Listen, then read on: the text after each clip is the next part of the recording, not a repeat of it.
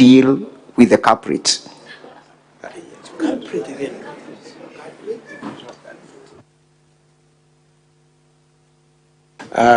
Mr. Speaker, sir, a moment ago, my colleague was told that the use of the word culprit is unparliamentary. I don't know why he's insisting on using that word, and I ask for your protection for my client. Senior counsel,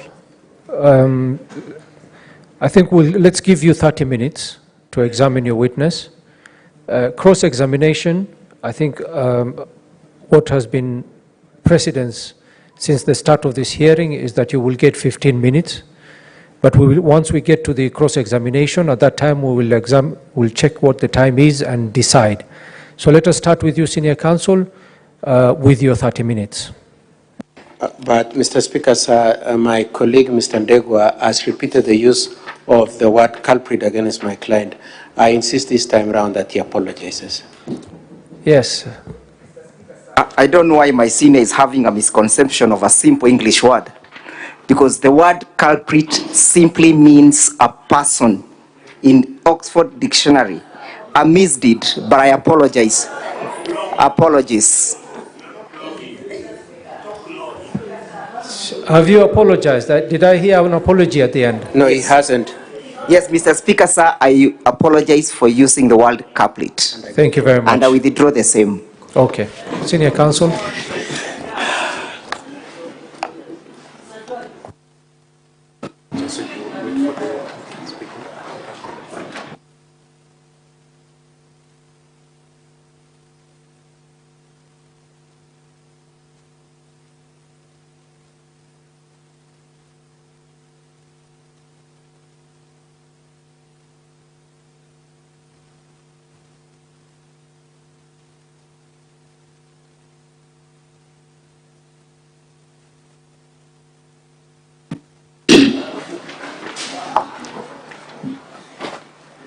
I,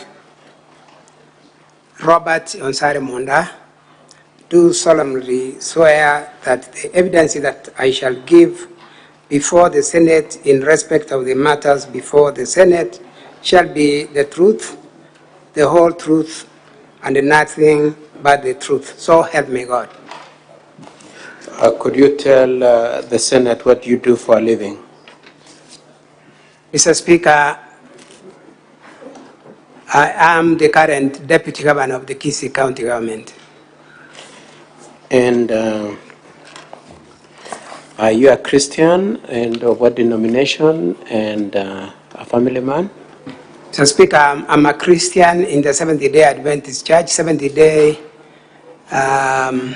worship on Saturdays, and I'm a church elder in the same church for a number of years now. Family? You're a family man? I am a family member with a wife, adult children, and several grandchildren, Mr. Speaker. Now, you are aware of... Sorry, I have, Mr. Speaker, served as a member of Parliament in the Parliament of Kenya, the 10th Parliament. And Mr. Speaker, in the same Parliament, I chaired the Health Committee, coming up with the Cancer Act, and also several other acts that we amended and proposed. Mr. Speaker, I sat in the Committee of Agriculture, I sat in the Liaison Committee, and also in the House Business Committee. Thank you. Now, you know why you are here before the Senate? I am aware, Mr. Speaker. Could you confirm that you are aware that the allegations against you are what you summarized at page 6, and which is what you pleaded not guilty when the charges were read to you at the start of this session yesterday? Paragraph 6 at page E1. Honorable members, it is in the Deputy Governor's bundle. Mr. Speaker, I understand that I'm here on reasons of impeachment on the said... Okay. No, so for the ground set out in paragraph 6, isn't it? Yes. In addition to that, you confirm that you were also notified of other allegations against you, and those are allegations brought through a memorandum from one Mr. Benson Nyakaga, and that you've referred to at paragraph 52, page E9.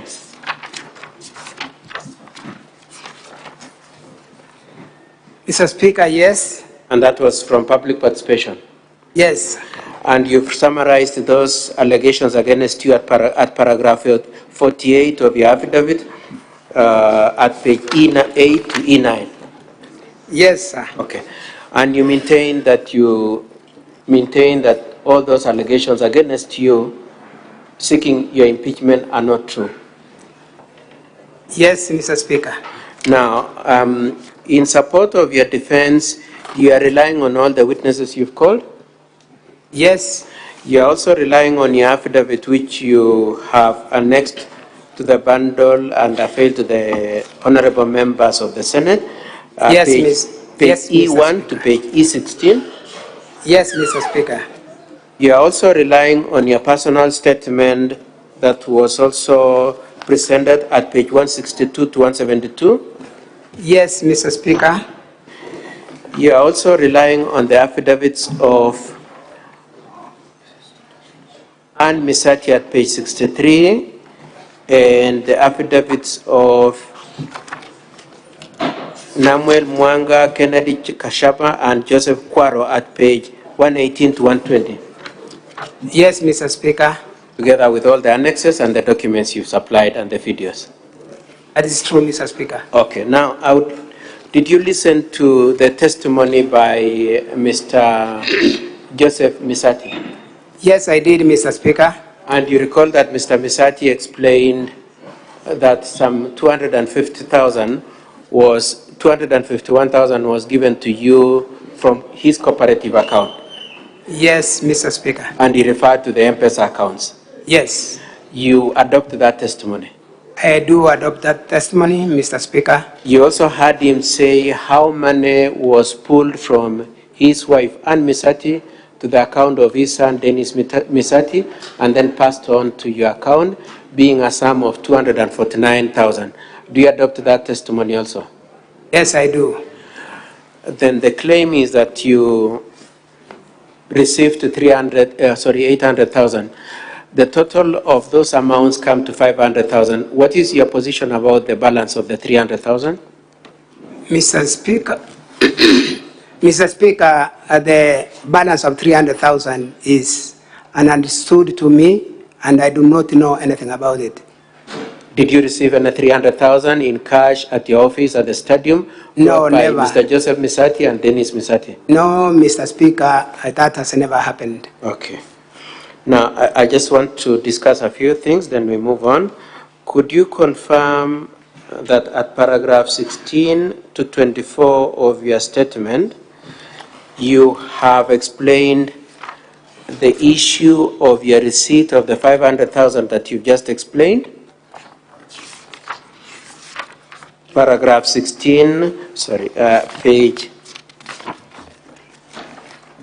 E5. Yes, page E5.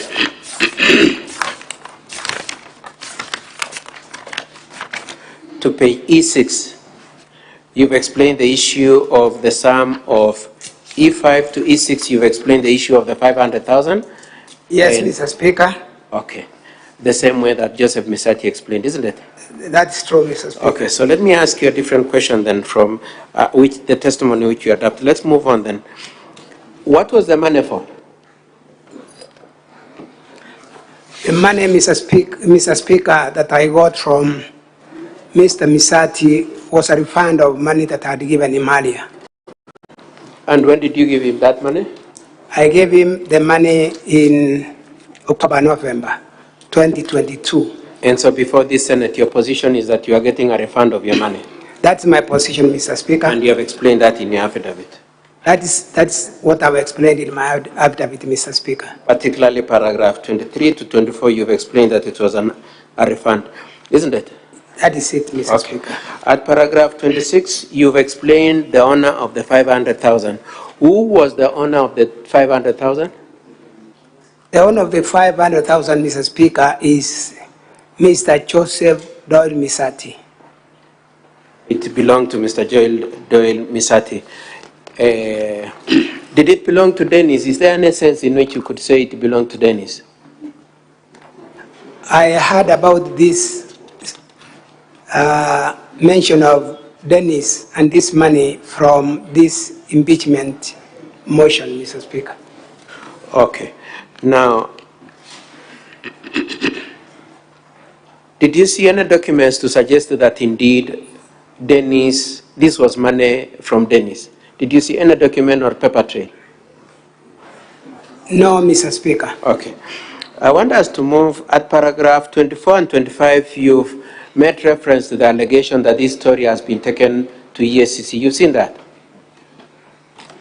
That this allegation of you having received 500,000 or otherwise 800,000 has been reported to EACC. You've seen that? Yes, I've seen that, Mr. Speaker. What do you have to say about that allegation? Were you aware of any EACC investigations? I have not been aware, Mr. Speaker, until this mention in these proceedings? impeachment. Yes. Okay.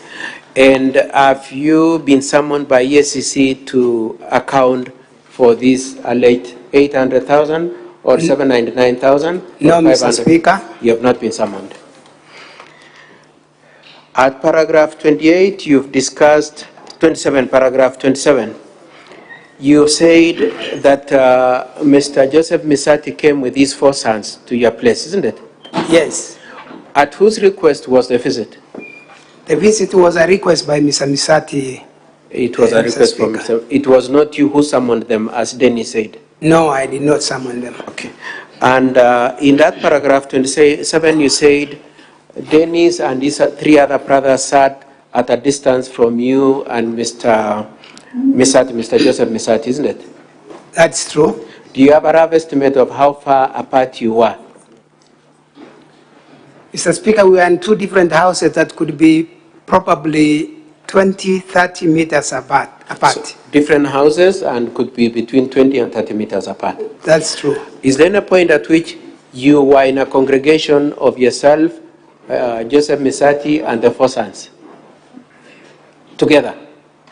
Together, when they entered my home, we sat in the main house, and when they were served with tea, then we moved out. My question is, when, in the course of the visit, was there a point at which you were all together talking, discussing anything? No, Mr. Speaker. No, at no point. And both Mr. Dennis Misati and Mr. Joseph Misati confirmed that, isn't it? That's true. Okay. Now I'd like us to move on to paragraph 29 and paragraph 30. What is your answer to the question raised by Dennis that this money was a bribe? Sorry? At paragraph 29 and 30, Dennis Misati says that this money was a bribe. What do you, and later on said it is a facilitation. What do you have to say to that allegation? Mr. Speaker, the 2 allegations are a new thing to me. I do not approve of it. I do not accept it. Did you receive a bribe from either Dennis or his father or both of them?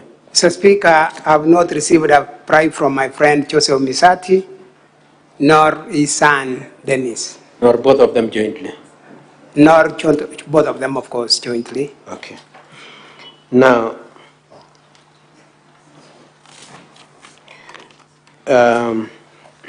as you can imagine, the county councils are waiting to deal with you on what you said at paragraph 28 and 31. I would like us to just look at that for paragraph 28 and 31. At that paragraph 28, you confirm that Mr. Misati mentioned to you that his son had applied for a job. That is true, Mr. Speaker. He mentioned that to you. Yeah. Oh, yes. Paragraph 28 at page E6, honorable members in the DG's bundle. You say there was a conversation on that. Who initiated that conversation? Mr. Speaker, This conversation was initiated by Mr. Misati. And what was he saying? He told me he has learned that there is a job coming up Okay.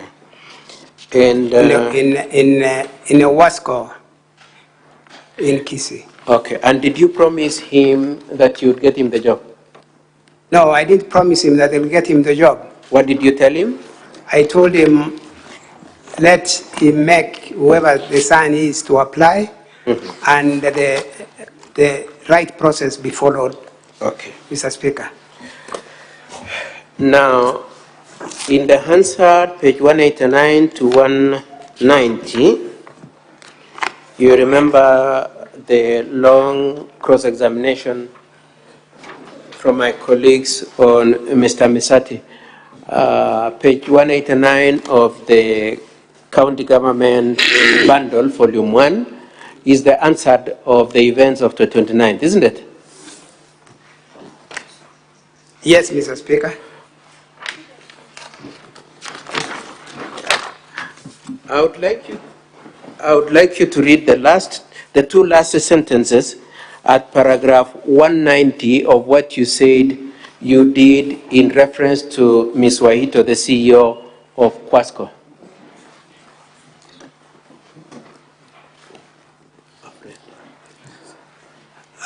Mr. Speaker, and I read. Just read the whole paragraph. The governor's office.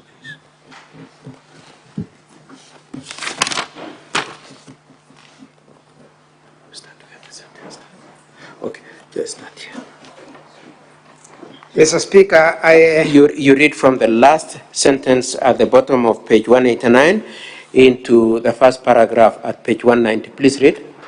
Mr. Speaker, I read, like any other leader, Mr. Speaker, this request came to me. Everyone, honorable members, know that Lucy in Wasco would work under like any and many staff who work under the governor's office, where I'm also the deputy to the governor. And so I indicated to Lucy, asking her if they had such kind of jobs, and she said yes. A friend is making a request that he gets his son a job, like everyone of us here would do. And she told me, let us wait for the process, and if he qualifies, we shall not deny him the job, and the discussion ended there. And apart from having mentioned to Lucy at this point in time, did you make any follow-up on it? No, Mr. Speaker. And Lucy said you summoned her to your office on 4th of May. What do you have to say about it? I'm saying no, Mr. Speaker, I've not summoned Lucy to my office. I have not. You did not summon her on this No. issue? Okay. She said also in her statement, what did she say in her original statement which you encountered at the county assembly when she called you after receiving the sum of 100,000? Can you come again? So when you went to the county assembly to defend yourself, Lucy had recorded a statement, isn't it? Yes. In that statement, she said she had called you after receiving 100,000. You remember that? Yes. Okay. I want you to go to specific point at which she talks about the purpose of the money. She said she called you. What did she say was your reaction to that issue? Mr. Speaker, she states verbatim. Yes. On the morning of 29th May 2023, I called the deputy governor and asked him what the money was. Which paragraph is that again? Just tell the honorable. This is on page E7, paragraph 38, honorable senators. The deputy governor's bundle, sorry.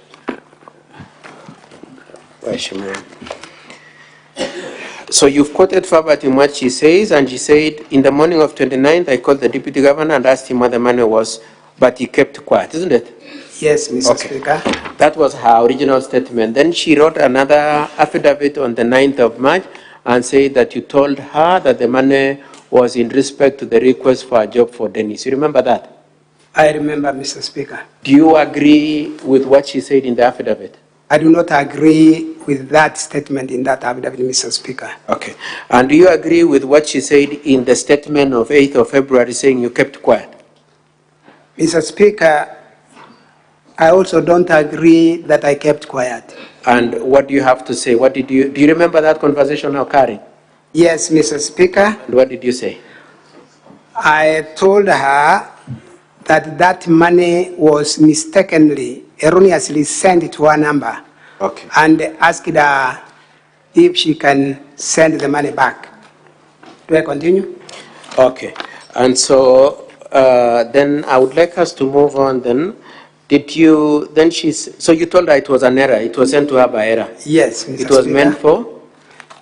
The same money was intended to go to another person, Gladys Aminga, who does transport business and had given her an assignment to deliver building materials, and I was paying for the same, which money went to the wrong recipient, Mr. Speaker.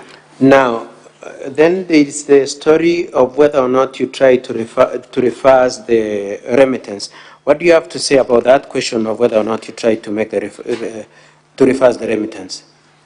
Mr. Speaker, I don't want to claim to be an expert in IT. I tried to do the reversal. I didn't manage, and I do not get a reason why I couldn't manage, and therefore I stopped it at that as I waited for the Lucy Waito to return the money to me. And did you eventually get the return of the money? Sorry? Did you get the money returned to you? Yes, Mr. Speaker, the money was returned to me. On which date? On the 30th of May, To Lucy Wahito. To Aminga. Yes, Mr. Speaker. Aminga. Yes, Mr. Speaker. Once I realized that I made a mistake and sent the money to a wrong recipient, I immediately remitted the money. Gladys Aminga needed that morning to deliver the materials we had. And you've explained those payments at paragraph 35 of your affidavit, isn't it? Yes, Mr. Speaker. Now, could you confirm that those entries of the remittances to Gladys Aminga are in your M-Pesa statement at page 89 to 104, 89 to 104, at particularly paragraph 99 and 97? The sum of 100,000 plus 40,000 plus 65,000. In the Deputy Governor's bundle again. Which page? Page 99, or rather, yes.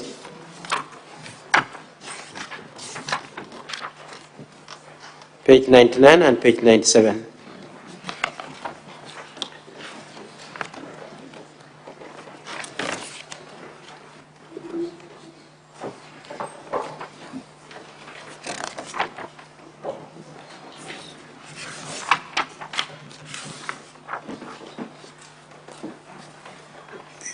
This pamphlet I have here is not.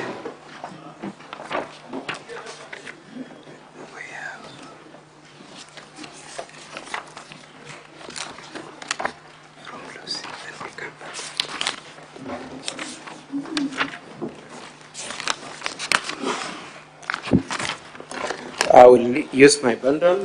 Look at it. At page 99, is it true that you sent 100,000 to Lucy to Gladys Aminga at 8:03 on the 31st of May? Sorry, 40,000? Yes, I sent 40,000 as a second installment, Mr. Speaker. And the first payment of 100,000 was paid on which date? I paid the 100,000 on the 29th of May at 9:17 a.m. in the morning. You're referring to page 99, isn't it? That's page 99, Mr. Speaker. And then you made another payment which is captured at page 97 of how much? Mr. Speaker, sorry. Mr. Speaker, I made another remittance of 65,000 on the 24th of June at 13:21. And all these payments were for? These payments, Mr. Speaker, were for the consignment of materials that I wanted transported, building materials, Mr. Speaker. Okay. Now, what was your explanation for why you say you erroneously sent this money to Lucy when you meant to send them to Gladys? Mr. Speaker, as I was picking the number to send the money to, I erroneously picked the one for Gladys instead of Lucy. One for Lucy Waido instead of Gladys Aminga. And why did you make that mistake? What could be the explanation for that mistake? Mr. Speaker, the way I've saved those numbers in my phone. Could we go to page 117B? Page 117B of the Deputy Governor's bundle. Could you confirm what is that at page 117B?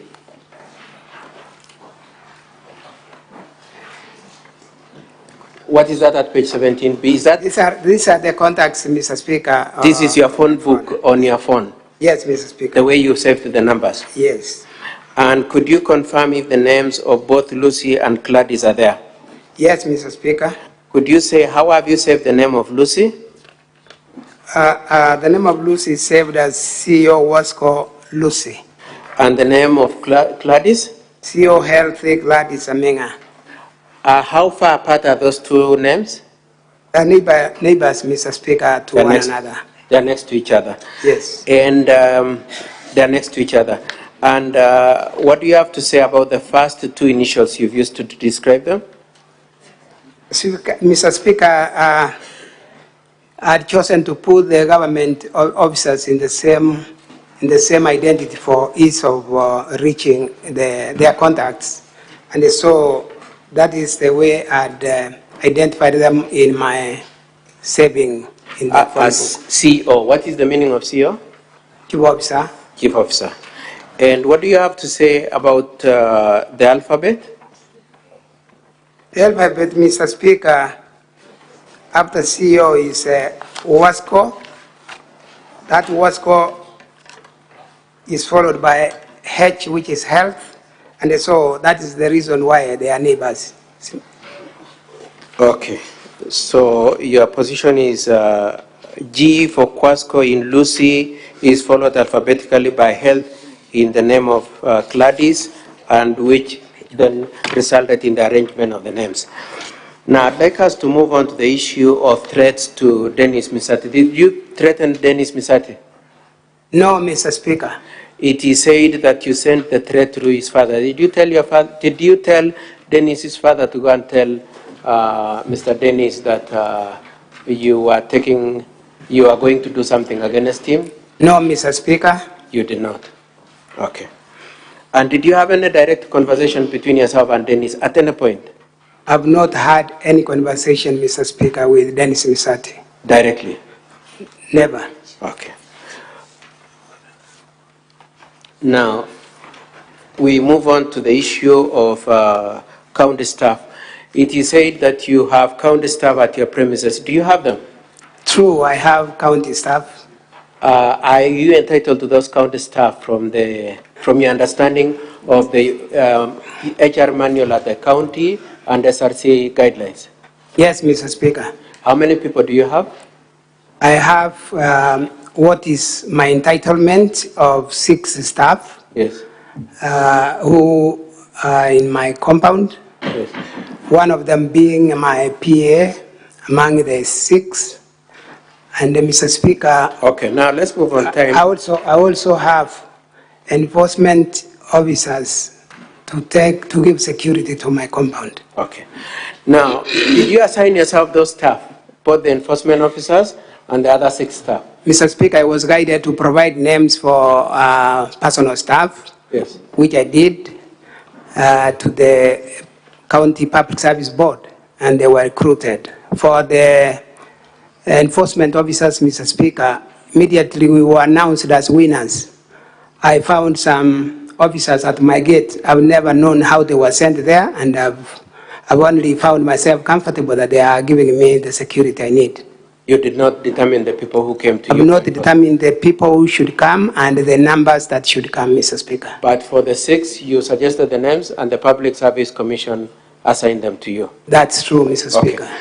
The issue of your brother, the arrest of your brother, did you get 20 people to go and assist the police effect the arrest? Mr. Speaker, no. And who effected the arrest? I reported to the police and I left it at that.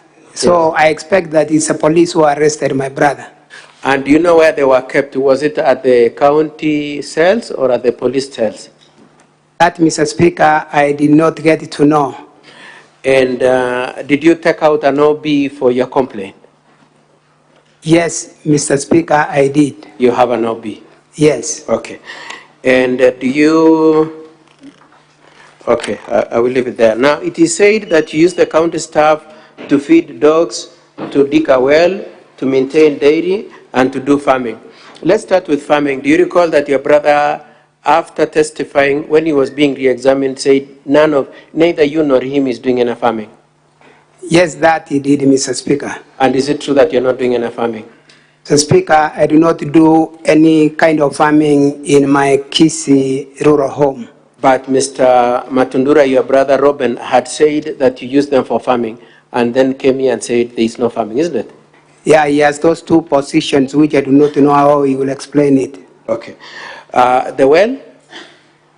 The well, Mr. Speaker, I have not done a well in my home since I became deputy governor. The well I have was done in 2003. Okay. And dairy? I do not keep any kind of livestock, be it a dog, cat, cattle, name them poultry, nothing in that Kisii home, possibly elsewhere. Okay. And dogs? They were saying that you have some staff serving as cooking for dogs. Mr. Speaker, if it were possible, I would have invited the house to visit our home. Even tomorrow, we go together with my brother leading us to show us the details of what he has shown, if it were possible. Senior Counsel, Sir. your 30 minutes are up. I will give you 2 more minutes to wind up. Can I request for 5, kindly, Mr. Speaker, sir? Kindly.